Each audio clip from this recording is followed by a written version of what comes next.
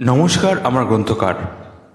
আজ 15ই আগস্ট, অর্থাৎ ভারতের স্বাধীনতা দিবস। আজকের দিনেই ইউনিয়ন জ্যাককে চিরতরে বিদায় জানিয়ে ভারতে এসেছিল স্বাধীনতা। না জানি কত বিপ্লবী বন্ধুর রক্তের দাম এই স্বাধীনতা। আজ অনেক বছর হয়ে গেছে, তবুও আমরা তাদের ভুলতে পারিনি। আজ তাদেরই নিবেদন করে আমাদের বিশেষ নিবেদন, জীবন তরী।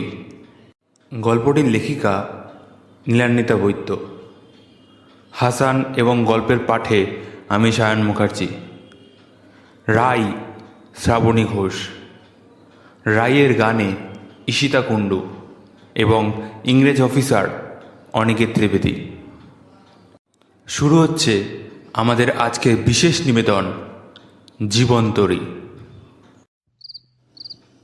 সাল 1934, 1341 বঙ্গাব্দ। শ্রাবণের একটানা রোদন দুদিন হলো থেমেছে। রাত নিশুতি, চতুর্দিক নিস্তব্ধ। কেবল পলাতক আসামির সন্ধানে ঘুরে বেড়ানো কিছু খাকি পোশাকের অতৃপ্ত আত্মার পায়ের শব্দ বেয়ে আসছে সামনের বড় রাস্তা থেকে। শুক্লা চতুর্দশীর চাঁদখানা তার পূর্ণ যৌবনে উপনীত হওয়ার অন্তিম লগ্নে এসে রূপের ছটায় জগৎকে প্লাবিত করছে। স্বচ্ছ আকাশে রাশি রাশি লোলুপ মেঘের দল কোথা থেকে ছুটে এসে তাকে আত্মসাৎ করার তীব্র প্রচেষ্টা চালিয়ে ব্যর্থ হয়ে কিছু মুহূর্ত পর ফিরে যাচ্ছে। ফের আপন রূপে গরবিনীর মতো ঝলমলিয়ে উঠছে চাঁদখানি। মধ্যরাতে দূষিত কলকাতা শহরের এক নিঝুম অংশের এক ঘুমন্ত বাড়ির তেতলার পরিত্যক্ত আধারে বসে এই দৃশ্য উপভোগ করছিল এক নিভৃতবাসী। এ দৃশ্য তাকে নিজের গৌরবময়ী মায়ের কথা স্মরণ করাচ্ছে, তার দেশমাতার কথা। ঠিক এমনই লাবণ্যময়ী, গৌরবময়ী, কিরণময়ী, শস্য শ্যামলা, অপরূপ রূপের সমহারিণী দেশমাতা।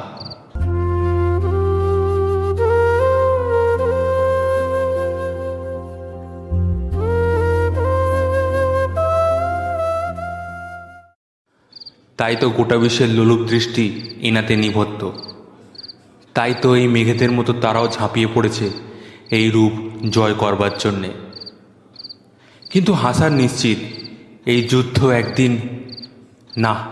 একদিন নয়, খুব শীঘ্রই থামবে। মায়ের সন্তানেরা প্রাণ দিয়ে তার মহিমা গরিমা অক্ষুণ্ণ রাখবে। মা তখন এমন করেই পুরোনায় ঝলমলিয়ে উঠবেন, উপচে পড়বে তার রূপের খনি। মা গো, তোমার ভয় নেই মা, তোমার লোহার বেড়ি খুব তাড়াতাড়ি ভাঙবে। জেগে ওঠো মা গো। গলা ভিজে আসে তার। মা তো স্বাধীন হবে, কিন্তু সেই স্বপ্ন পূরণের মুহূর্তকে দুচোখে বন্দি করতে পারবে তো হাসান? সেদিন সে কি থাকবে, নাকি অমল, নবীন, কুমার, অপলা, রাবেয়ার মতো স্বপ্ন ভরা চোখেই চোখ বুঝতে হবে তাকেও? সে যাক, মায়ের স্বাধীনতাই তার স্বপ্ন। সে স্বপ্ন পূরণ হলেই তার সুখ। তখন সে যেখানেই থাকুক না কেন, আনন্দের হাসি ফুটে ওঠে তার মুখে। উজ্জ্বল হয় চোখ, আর গাল ভিজে যায় চোখের জলে। হঠাৎ দরজা খোলার শব্দে ঘুরে তাকায় সে। অন্য কেউ হলে হয়তো চমকে থতমত খেয়ে যেত, কিন্তু হাসান চমকালো না। সে চমকায় না, কিন্তু ভ্রু দুটি কুঁচকে গেল তার। এই সময় কি? এখন তো কারুর আসার কথা নয়। তবে কি তীরে এসে তরি ডুবতে বসেছে? চোখ দরজার দিকে স্থির রেখে হাসান চৌকি ছেড়ে পিছনের অন্ধকারে ধীরে ধীরে পা বাড়ালো। দরজার ওপারে কোন বিপদ ওঁত পেতেছে? হাসান তাকে এড়িয়ে পালাবে কি করে? কোনোরকম হট্টগোল হলেই ওই খাকি পোশাকগুলো ঝাঁপিয়ে পড়বে এসে। তাহলে কি আজই তার? না। দরজাখানি খুব সন্তর্পণে খুলে ঘরে প্রবেশ করছে এক বাতায়ন বর্তিনী। তাকে হাসান চেনে। শুধুই কি চেনে? তাকে দেখে হাসানের দুশ্চিন্তা দূর হওয়ার কথা ছিল, কিন্তু তার ভ্রুকুটি আরও কুঁচকে এলো। এ কে? হাসান যাকে চিনত, যাকে এক পলক দেখার জন্যে? না, এত অচেনা কেন লাগছে আজ? হাসান পাথর হয়ে রইল। তার দুখানি বিস্ফারিত চোখ নীরবে অনেক প্রশ্ন করে গেল। কেন কেন এ বেশ? কেন সারা শরীর জুড়ে এত অবহেলার অত্যাচারের চিহ্ন? কেন খরস্রোতা চোখ দুটি এত কালো মেঘাচ্ছন্ন?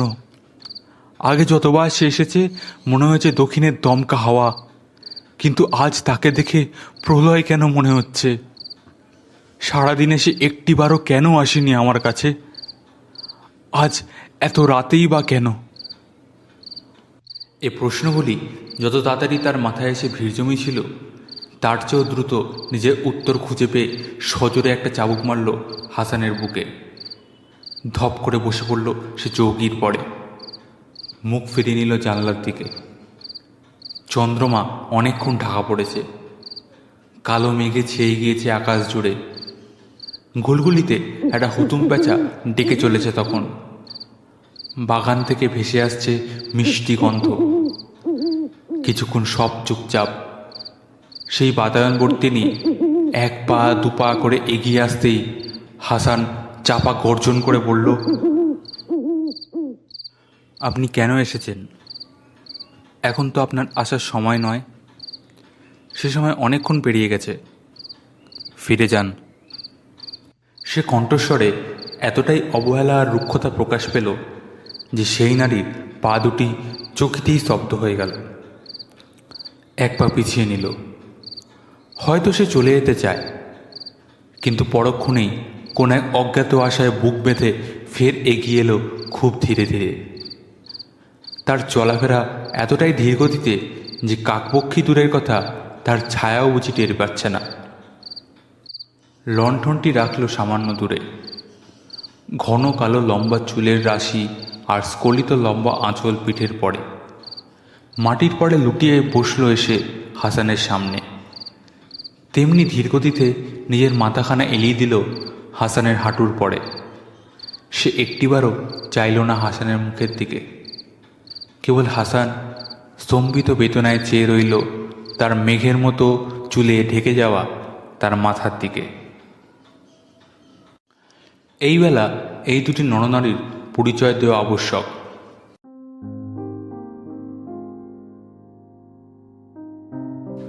জগতের বুকে এমন কিছু মানুষ থাকে যারা মহাসাগরের মতো।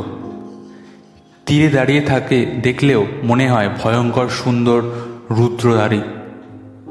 এক ঢেউয়ের আঘাতে সব কিছু লণ্ডভণ্ড করে গ্রাস করতে চায়। ফেনিয়ে ওঠে মুখ, তাণ্ডব করে, গর্জন করে, আকাশ বাতাস কাঁপিয়ে তোলে সে।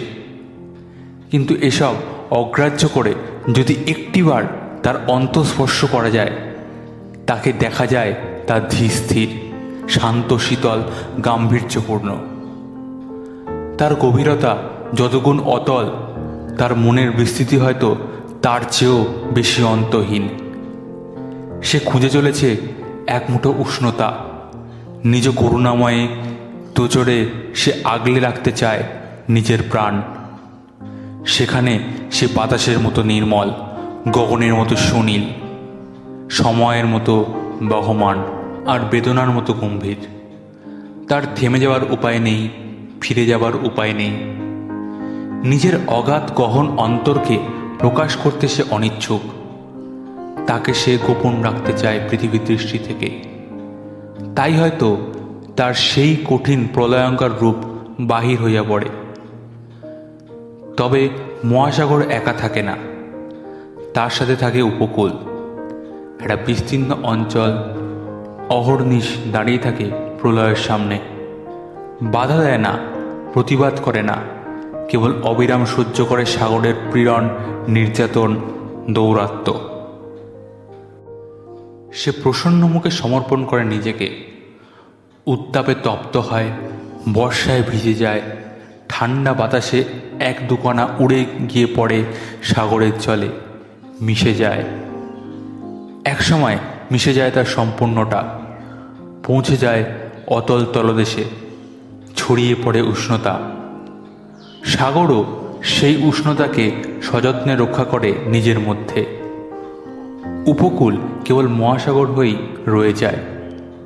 অন্য কেউ তাকে স্পর্শ করলে কখনো কলির মতো ঝরে পড়ে মুঠো থেকে, আবার কখনো কঠিন গম্ভীর হয়ে থাকে পাথরের মতো। কারোর কাছে ধরা দেয় না সে। আবার নরম উপকূলকে কেউ ক্ষতবিক্ষত করলে সাগর আছড়ে পড়ে ভরিয়ে দেয় সেই স্থান। কখনো নিরালায় হঠাৎ এসে লুটিয়ে পড়ে উপকূলের কোলে, আবার কখনো তাকে ভাসিয়ে নিয়ে যায় নিজের মধ্যে। কখনো অভিমানে নিজেই দূরে সরে যায়, কখনো প্রবল বেদনায় ছুটে এসে জাপটে ধরে। উপকূল নীরবে হাসে, তারপর সময় ফুরলে ধসের মতো চুরমার হয়ে ভেঙে পড়ে সাগরের বুকে। সাগর খুব যত্নে নিজের অন্তরে বিলীন করে তাকে। এই মহাসাগর আর উপকূল যদি মানুষের রূপ ধরে, তবে তাদের দেখতে লাগবে এই দুজনার মতন। মহাসাগরের নাম হবে হাসান আহমেদ হাসান আলী, আর তার উপকূলের নাম হবে কৃষ্ণমোহিনী চাটুজ্জে। 25 বছরের হাসান একজন বিপ্লবী, পুলিশের ভাষায় দেশদ্রোহী। 17 বছর বয়সে ঘর ছেলে স্বদেশী আন্দোলনে যোগ দেওয়ার সুফলে এর মধ্যেই 5 বার জেল খেটেছে, আর 5 বারই জেল থেকে পালিয়েছে। এবারও ধরা পড়েই যেত। গুলিটা একেবারে পাটাকে এফোড় ওপড় করে দিয়েছিল। অন্ধকারে দেখা যাচ্ছিল না কিছুই। বৃষ্টির তীব্র ঝাপটা লাগছিল চোখে। এইভাবে বেশিক্ষণ ছোটা যাবে না। ওই পোশাক হাঁকির দলও কাছাকাছি এসে পড়েছে। হাসানের চোখে পড়ল একটা বড় বাড়ি। তার একটা অংশ একেবারেই অন্ধকার। ওদিকের অংশে অবশ্য রোশনাই আছে। তীব্র নাচ গান, হই হট্টগোলের শব্দও ভেসে আসছে। বাড়ির সামনের দিকে অনেক ঘোড়ার গাড়ি। হাসান ভাবল, এই নিশ্চয়ই কলকাতার কোনো ধনী লোকের কেনা বাগান বাড়ি। আজ রাতে এখানে মজলিস বসেছে। হয়তো ওই অন্ধকারের দিকে এই রাতে আর কেউ যাবে না। গেলেও সে মাতালকে শায়েস্তা করা যাবে। এরম 2-1 মরে যাওয়াই ভালো, কলকাতার দূষণ কমবে। আর কোনো কিছু না ভেবে পাঁচিল পার হয়ে একটাই আম গাছ আর জানালার কার্নিশ বেয়ে হাসান পৌঁছে গেল তেতলার এক জানলার সামনে। জানলাটা সামান্য ভাঙা, শিকলগুলো বোধহয় মরচে পড়ে ভেঙে গেছে। হাসান সজোরে এক ধাক্কা দিতেই খুলে গেল জানলাটা। সঙ্গে সঙ্গেই ভেসে এলো একটা ভয়ার্ত কণ্ঠের অস্ফুট চিৎকার। কে কে? সর্বনাশ, এই ঘরে কেউ আছে? হাসান কোনো রকমে নিজের আহত পাটাকে টেনে আনলো ভিতরে। তারপর সেখানে দাঁড়িয়েই বলতে লাগলো, আমাকে মাফ করবেন। আমি আমি বুঝতে পারিনি এই ঘরে কেউ আছে। বিশ্বাস করুন, আমি আপনার কোনো ক্ষতি করব না। আমি কারোর কোনো ক্ষতি করতে আসিনি। হ্যাঁ, আমাকে একটু বিশ্বাস করুন। কোনো উত্তর আসে না। বাতাসের শোঁ শব্দ ধেয়ে আসে কেবল। খোলা জানলা প্রবল হাওয়ায় যেন উড়ে যেতে চাইছে। বৃষ্টির ঝাপটা এসে ভিজিয়ে দিচ্ছে সব। ঘরের কোথাও একটা লণ্ঠন ছিল, যেটা একটু আগেই উল্টে পড়ে ভেঙে গেছে। আর আসছে একটা মিষ্টি গন্ধ। হাসান প্রমাদ গুনল, এই মেয়েটা যদি ছুটে গিয়ে লোক ডেকে আনে। পুলিশের গাড়িও এখনো চলে যায়নি। খোঁজাখুঁজির মৃদু শব্দ আসছে। পাটাও কেমন অবশ হয়ে আসছে। ছুটে পালানো দুষ্কর। তবু শেষ চেষ্টা তাকে করতেই হবে। যা সে কোনোদিন কল্পনাও করেনি, তা আজ প্রয়োজন হলে তাকে করতেই হবে। ব্যাগ থেকে ছোরাটা বার করে আনে সে। আকাশে বিদ্যুৎ চমকাচ্ছে। সেই ঝলকানির আলো ছোড়ায় এসে পড়ে সেটা চকচক করে উঠল। খবরদার, ঘরের বাইরে পা রাখার চেষ্টা করবেন না। কাউকে ডাকার চেষ্টা করলে বা চিৎকার করার চেষ্টা করলে কেউ বাঁচাতে পারবেন না। সাবধান করে দিচ্ছি। আমার কথা শুনে চলুন, দরজার কাছ থেকে সরে আসুন। এদিকে এই জায়গাটায় এসে চুপচাপ বসুন, আসুন। মেয়েটা কোনো উত্তর দেয় না, এক পা দুপা করে এগিয়ে আসে তার কাছে, মুখের দিকে তাকিয়ে থাকে নিষ্পলকভাবে, তারপর বসে পড়ে।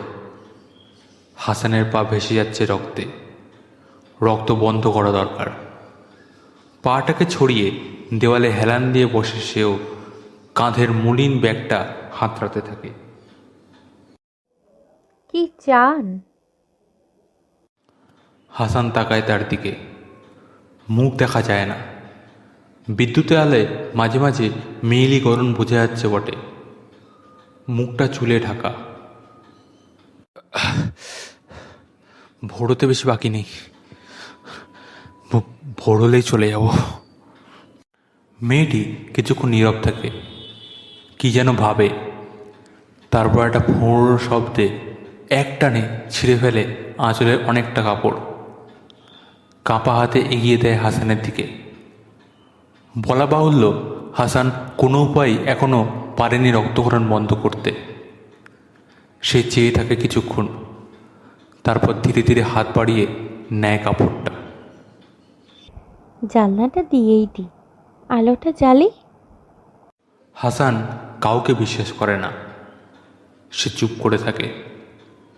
কিন্তু তার নিজের ক্ষমতাও ফুরিয়ে আসছে। এইটুকু একটা পুচকে মেয়ে ওর কি ক্ষতি করবে, একে বিশ্বাস করা যায় হয়তো। কিন্তু খবরদার, চালাকি। আহত মানুষের সাথে চালাকি কিসের? আপনার এখন সেবা শুশ্রূষার প্রয়োজন, আমাকে আমার কাজ করতে দিন। হাসান দেখতে না পেলেও চেয়ে থাকে এই দূর কণ্ঠস্বরে উৎসস্থলের দিকে। মেয়েটি উঠে দাঁড়ায়, হাসানের আরও কাছে এসে টেনে টুনে জানলার পাল্লা দুটো বন্ধ করে দেয়। চলে যায় এরা নির্দিষ্ট স্থানে, তুলে নেয় কিছু একটা, তারপর গিয়ে দাঁড়ায় আর একটা নির্দিষ্ট স্থানে। হাসান কিছুই দেখতে পায় না, কেবল শুনতে পায় একজোড়া নুপুরের শব্দ। খসখস করে একটা শব্দে দেশলাই জ্বেলে ওঠে। আগুন লাগে প্রদীপের সলতেতে। প্রদীপটা দুহাতে তুলে নেয় মেয়েটা। আমি তো আপনাকে বিশ্বাস করেছি, আপনার এক কথায় আপনি আমাকে বিশ্বাস করছেন না কেন? মেয়েটি সোজা তাকায় হাসানের মুখের দিকে। ক্ষণিকের জন্যে হাসানের চোখে মুগ্ধতা খেলে যায়। কি অপরূপ সুন্দর! হাসান চোখ সরিয়ে নেয়। সে ক্ষণিকের উপদ্রবকারী। ভোর হলেই বেরিয়ে পড়তে হবে তাকে অজানিতের পথে। মেয়েটি এগিয়ে এসে বসে তার পায়ের কাছে। 5 দিন পেরিয়ে গেছে, হাসানের ফেরা হয়নি। পায়ের ক্ষতটাও খানিক শুকিয়ে উঠেছে। আজ তাকে ফিরতেই হবে। কৃষ্ণমোহিনীর নাম এই মহলে রাই। সেই রাত থেকে বৃষ্টি থামেনি এই 5 দিন। নিজের ঘরের পাশে এক বন্ধ ঘরে সকলের চোখের আড়ালে রেখে সে হাসানের যত্ন করেছে, খাদ্য পানীয় কবিরেজ ঔষধ দিয়ে তার সেবা করেছে 4 বেলা। কেউ কিচ্ছুটি টের পায়নি কোনো দিন। ভোরবেলা সকলে ঘুম থেকে ওঠার আগে আর দুপুরে বা রাতে সকলে ঘুমিয়ে পড়ার পর সে নিজ কাজ করেছে। এ বাড়ি জমিদার কালিকা প্রসাদ চাটুর্যের। তিনি বিপত্নিক, 4 পুত্র ও 1 কন্যা নিয়ে সংসার। যদিও স্ত্রী বিয়োগের পর তার সংসারে মন নেই। তিনি এখন সর্বদা বিনোদন ও টাকা ওড়ানোর কারখানায় ব্যস্ত থাকেন। তার রক্ষিতা ও বাগানবাড়ির সংখ্যাও বৃদ্ধি পেয়েছে। ইদানিং তিনি সামান্য অসুস্থ হওয়ায় বাড়িতেই ব্যবস্থা করা হয়। তার সবচেয়ে বড় গুণ হল তার ধর্মবিদ্বেষী মনোভাব ও ব্রিটিশ শাসকদের প্রতি অগাধ ভালোবাসা। তার মতে, শাসক দল যা করছে তা এদেশের মঙ্গলের জন্যই, হিন্দু ধর্মের মঙ্গলের জন্যে। তাই তো মুসলমান ছেলে ছোকরাগুলো এত অশান্তি করছে। সবই হিংসা, হিংসায় দেশটা শেষ হয়ে গেল। কি বল? তার কথায় তার ইয়ারবক্সিরা সর্বদা সহমত পোষণ করে। ও 1-2 টাকা হরিল লুটের মতো পেয়ে যায়। তার অঢেল সম্পত্তি তার ছেলে ও ছেলের বউরাই লুটে পুটে খায়। রাইয়ের বয়স 13, তাই তার সকল বউঠান নিজ নিজ স্বামীর মাথায় তাকে পাত্রস্থ করে বিদায় করার ফন্দি দিচ্ছে। রাই থাকে দাসীদের কাছে। তার 2-1 সখী মাঝে মাঝে আসে, বৌদিদের মুখঝামটাকে ফিরে যায়, আবার আসে। তারা রায়কে ভালোবাসে, কিন্তু কদিন হলো একজন বেতবা হয়ে ঠাকুর ঘরে বন্দিনী হয়েছে, আরেকজন শ্বশুরবাড়ি গেছে, গেছে তো গেছেই, আর ফেরেনি। রাই একা একা গান গায়, বই পড়ে, বাগানে ঘুরে বেড়ায়, সন্ধে হলে ঘরে বন্দিনী হয়ে রয়, কারণ এখন তার বাইরে বেরোনো মানা। কোন এক বিপত্নিক উকিল বয়স 40 মুরালীমোহন মুখুর্জির সাথে তার এ মাসেই বিবাহ স্থির হয়েছে রায়ের। যদিও রায় সেসব জানে না, সে শুধু নামখানি জানতে পেরেছে অনেক কষ্টে। বিবাহের তোড়জোড়ের মধ্যেই ঝড়ের মতো প্রবেশ করেছে হাসান রাইয়ের ঘরে। শুধু ঘরে নাকি জীবনেও। নিজের অজান্তেই একটা চরম পরিবর্তন ঘটে যায় রাইয়ের হৃদয়ে। সে মুসলমান জানতে পারার পর জাত যাওয়ার ভয়ে রাই কেবল দূর থেকেই নজর রাখে, অদূরে বসে থাকে, মাঝে মাঝে হাসে, কাঁদে।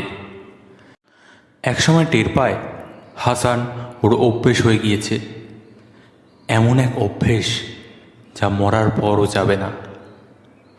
হাসান পা সরিয়ে নেয় না, পাথর হয়ে বসে থাকে দুজন।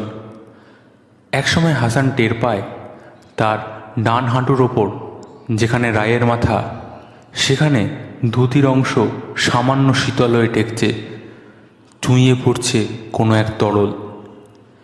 একরাশ চুল নিয়ে ফুলে ফুলে উঠছে রায়ের শরীরটা নীরব কান্নায়।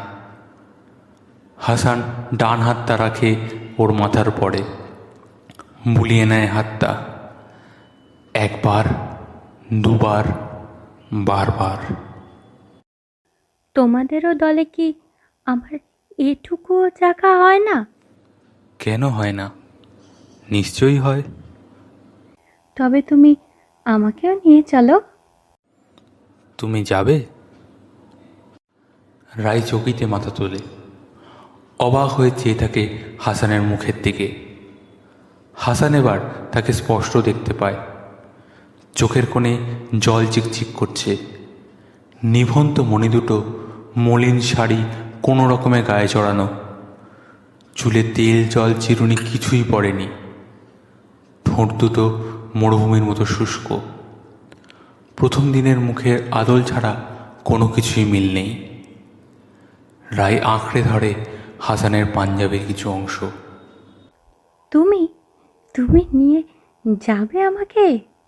না, তুমি পারবে না, এ তোমার কাজ নয়। কেন পারবো না? পারবো, তুমি শিখিয়ে দিলেই পারবো, সব পারবো। নিয়ে চলো। এসব শিখিয়ে দিলে হয় না রাই, তুমি জানো না, তোমার জানার সময় হয়নি।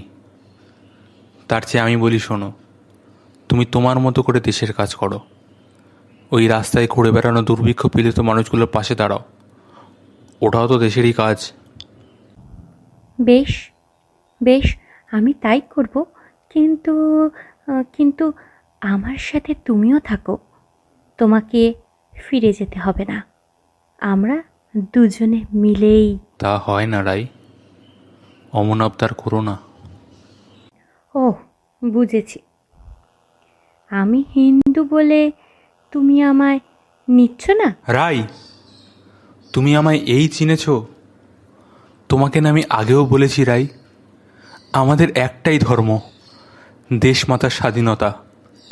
অন্য কোনো ধর্ম, বর্ণ, জাতি কিচ্ছু নেই আমাদের, কিচ্ছু না।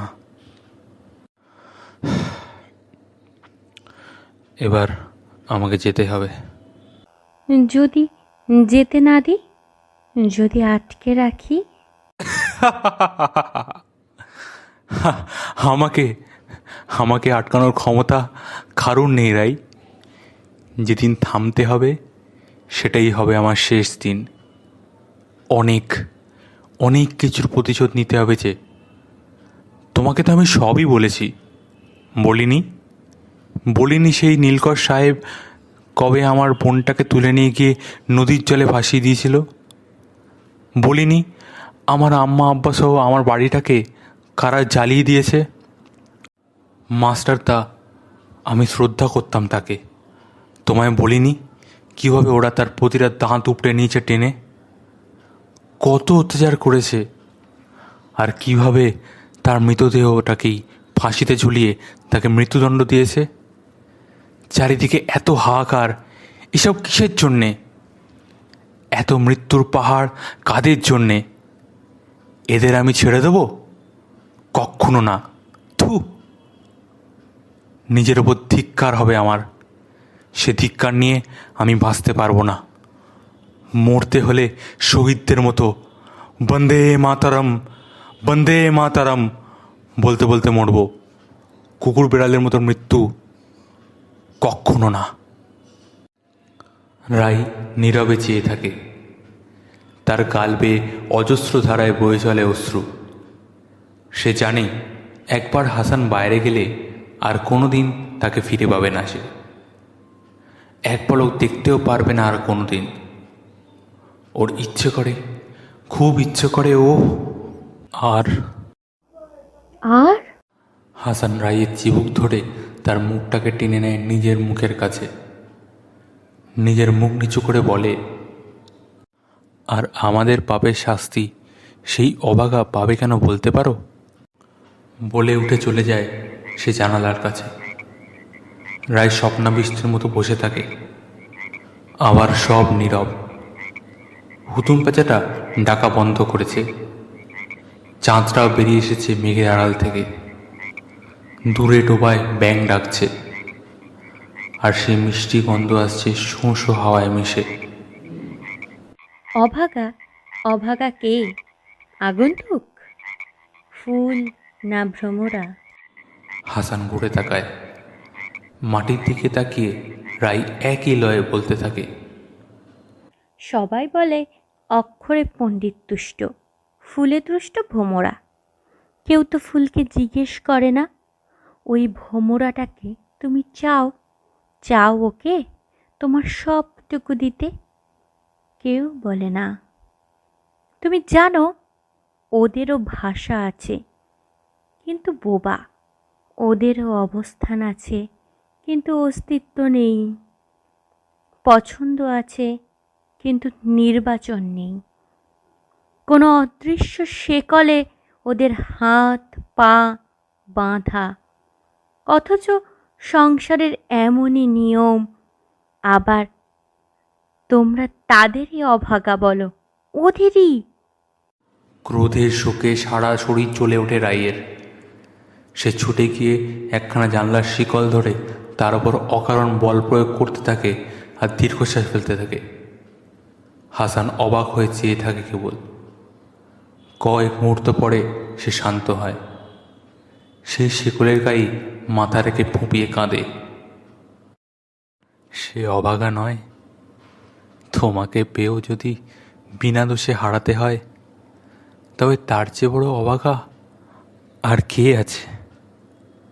হে মোর খেয়া, এ কোন তটিনীর কোলে ফিরিছে আসিয়া, তুফান বিধিছে বুকে, সহিয়ে যাতনা কিসের তরে লহরী রাখিছ রুখে।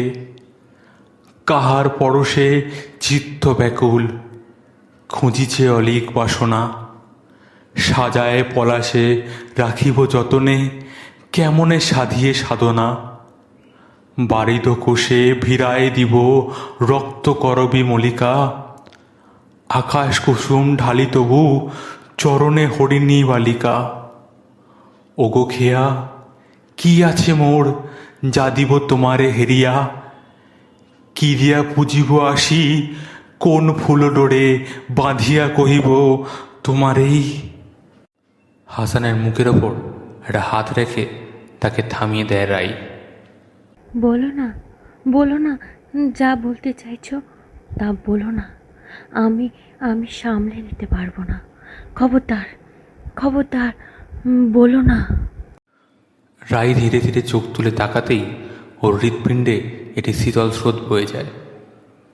এক মুখ দাড়ি আর অগোছালো চুলের মাঝে জল জল করছে একটা চোখ। ওর মণি দুটো যেন ছুটে বেড়াচ্ছে, মরিয়া হয়ে কি যেন খুঁজে চলেছে রায়ের মুখে, যেন কোনো দিকভ্রষ্ট নাবিক পাগলের মতো খুঁজে চলেছে ধ্রুবতারা। তার চোখের কোণ ভিজে গেছে। রায় কাঁপা কাঁপা হাত রাখে তার গালে। আগন্তুক। চোখ বন্ধ করে নেয় হাসান। তারপর আবার চোখ মেলে শান্তভাবে তাকায়। রায় হাত ছড়িয়ে নেয় নিজেই। দেরি হয়ে যাচ্ছে, এবার বেরোনো উচিত। রায় হাসানের পাঞ্জাবির হাতাটা টেনে ধরে, একবার তাকায়, তারপর লুটিয়ে পড়ে পায়ের কাছে। দু হাতে আঁকড়ে ধরে হাসানের পা দুটো। হাসানের গায়ে জড়ানো একটা জীর্ণ মলিন শাল, তার থেকে বর্ষায় পচা ঘামে সব বিকট দুর্গন্ধ আসছে। রায়ের মনে হলো এই গন্ধটা দূরে সরে গেলে ওর প্রাণটাই বাহির হয়ে যাবে। অশ্রুজলে ভিজে যাচ্ছে হাসানের পা দুটোর পাতা। নিঃশ্বাস বন্ধ করে দাঁতে দাঁত চেপে দাঁড়িয়ে আছে সে।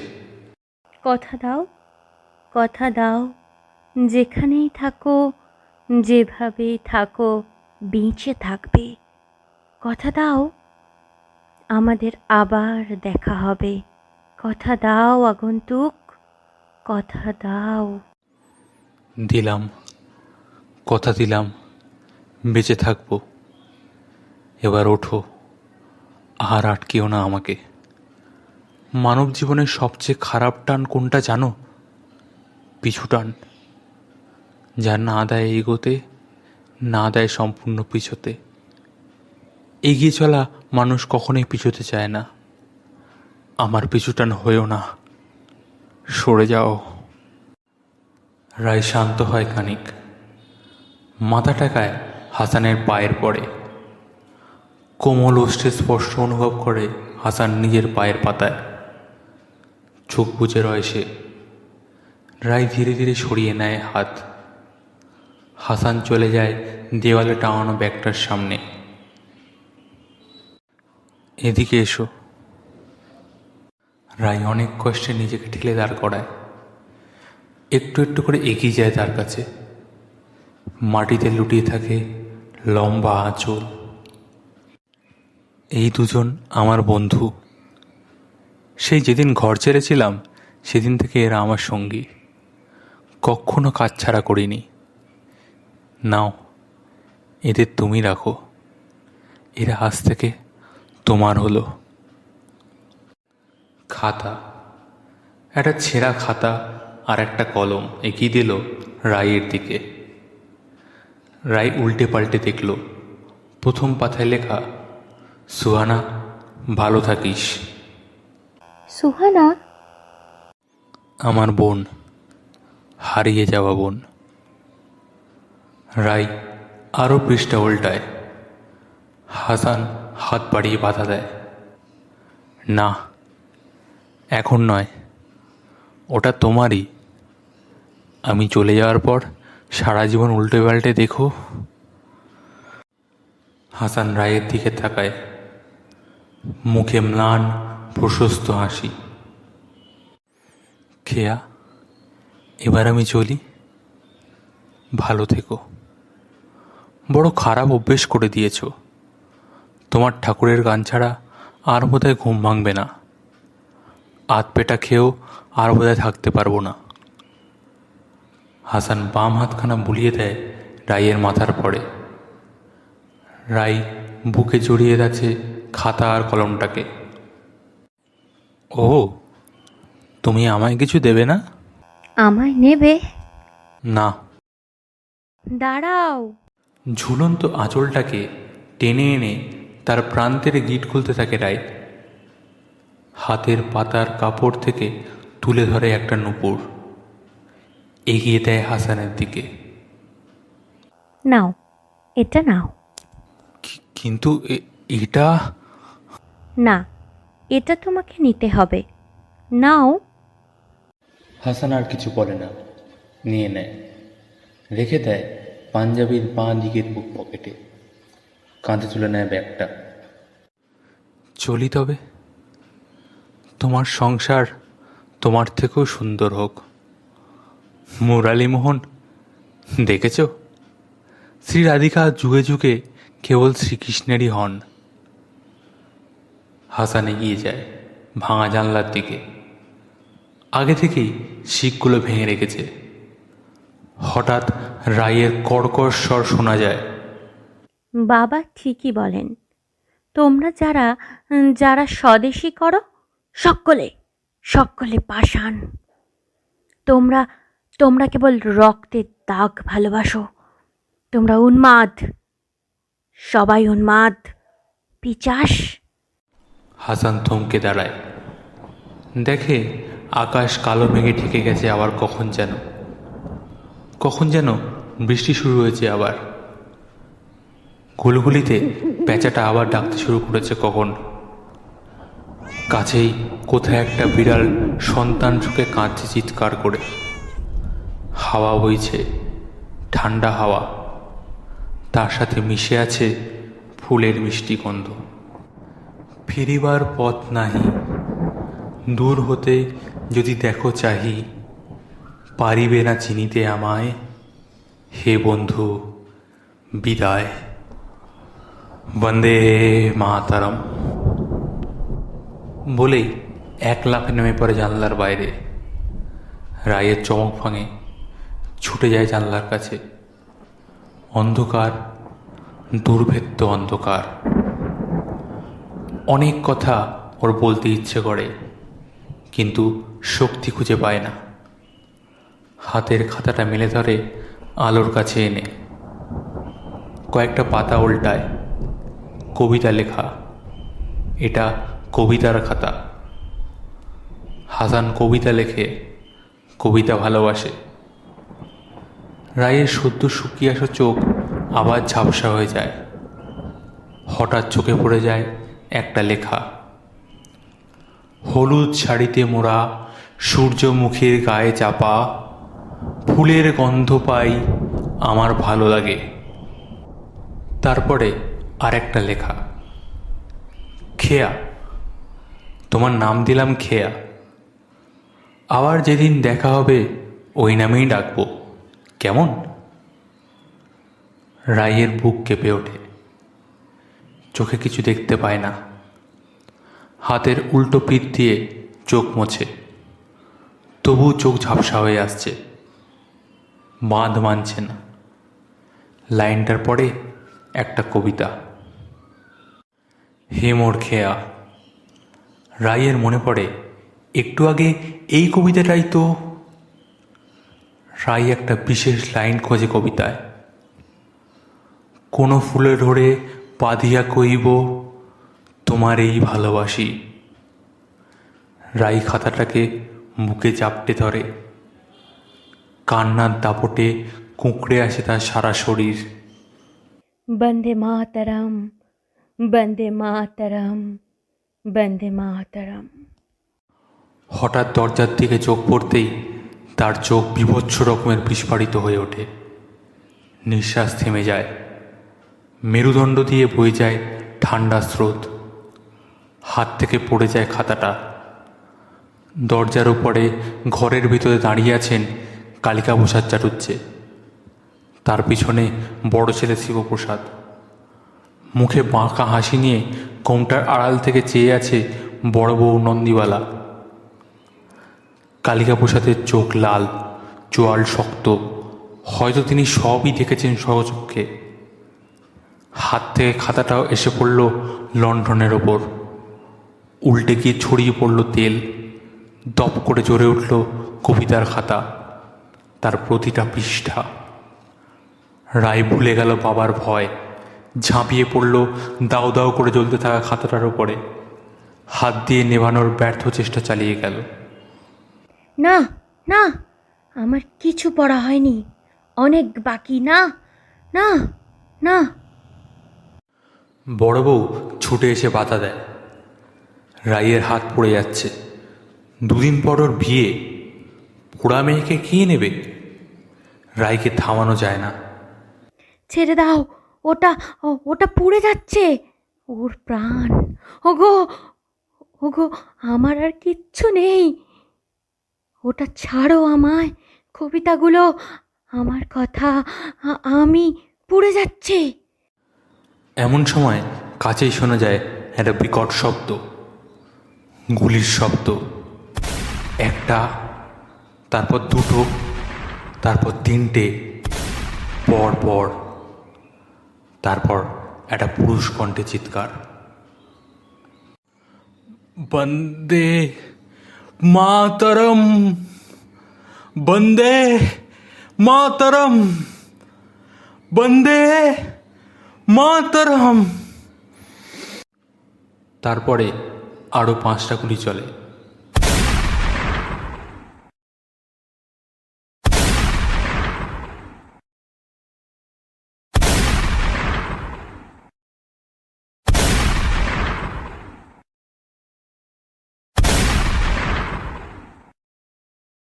কতগুলো লোক কাকে যেন বলছে, মুখটা খোল, মুখটা খোল। অনেক দৌড় করছিস তুই, অনেক। সালা পুরো কাল ঘাম ছুটিয়ে দিয়েছিস, তোকে এবার।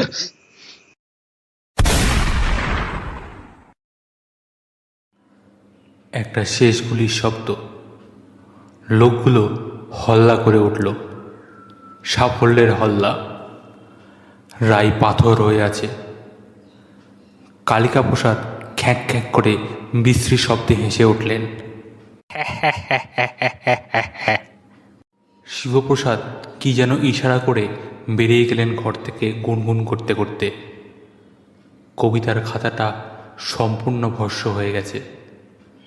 কেবল কিছু অংশ থেকে কালো ধোঁয়া কুণ্ডলি পাকিয়ে ওপরে উঠে অন্ধকারে মিলিয়ে যাচ্ছে। বৃহৎ বাড়ির মধ্যে কেবল একটি ঘর বন্ধ, তাহার তালাতে মরিচা ধরিয়াছে।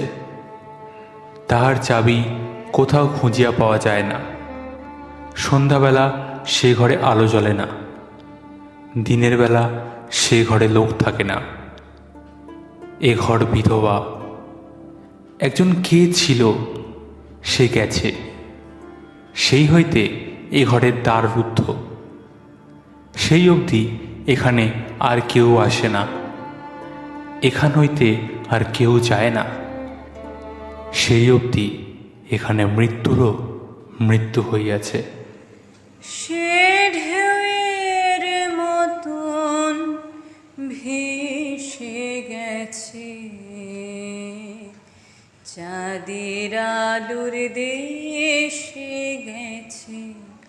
সে ঢেউয়ের মতন ভেসে গেছে,